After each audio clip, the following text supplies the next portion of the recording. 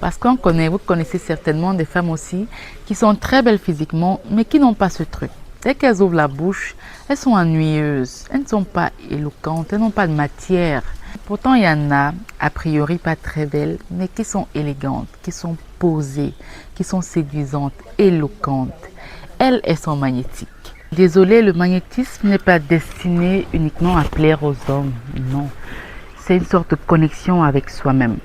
Et dans notre contexte social, c'est très important qu'une femme dégage cet excès de confiance en soi là, sans que ça ne passe pour de la prétention.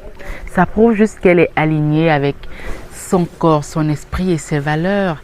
Ça prouve qu'elle sait où elle va, ce qu'elle peut donner, ce qu'elle vaut et ce qu'elle attend des autres. Donc le magnétisme féminin, soit il est naturel, parce qu'il y en a qui ont ce truc-là naturellement, soit il se travaille. C'est d'abord un travail de prise de conscience sérieux de ce qu'est cette arme-là, de comment la développer, la travailler, parce que c'est ça qui te permettra d'impacter. Et cette prise de conscience ne tient pas compte de ta morphologie, de ton niveau social ou de ton niveau d'études. C'est une décision. Deuxièmement, tu dois travailler ta confiance en soi. C'est très important qu'elle déborde même sans passer pour du narcissisme ou de la prétention, mais c'est très important. Tu es peut-être passé par des situations de la vie qui t'ont rabaissé, tu te sens humilié, tu te sens mal aimé, pas aimé du tout. Tu ne te sens même pas à ta place dans ton propre foyer, dans ta famille, entre tes amis. Tu te sens la moins belle. Oui, beaucoup de choses peuvent t'avoir frustré. Donc c'est très important de travailler, de réveiller, de révéler cette confiance qui sommeille ou qui est morte en toi là. Troisièmement, de rester authentique.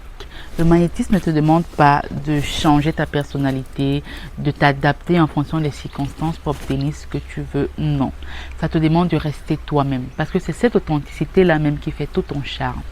C'est de rester toi-même, de développer chaque atout que tu possèdes à ton avantage. Et même qu'on peut se créer des atouts, attention.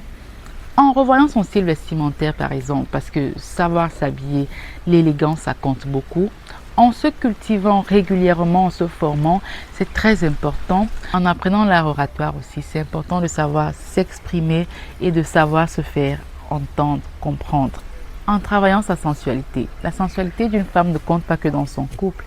Ça se voit, ça se ressent même quand elle parle en public. Ça captive. Avec un peu d'humilité, tu peux même apprendre à marcher en talons par exemple. Tu peux apprendre à manger à table. Le style de coiffure qui te correspond, le style de lunettes qui correspond à ton visage. Bref, c'est beaucoup de petits détails comme ça qui te rendent magnétique.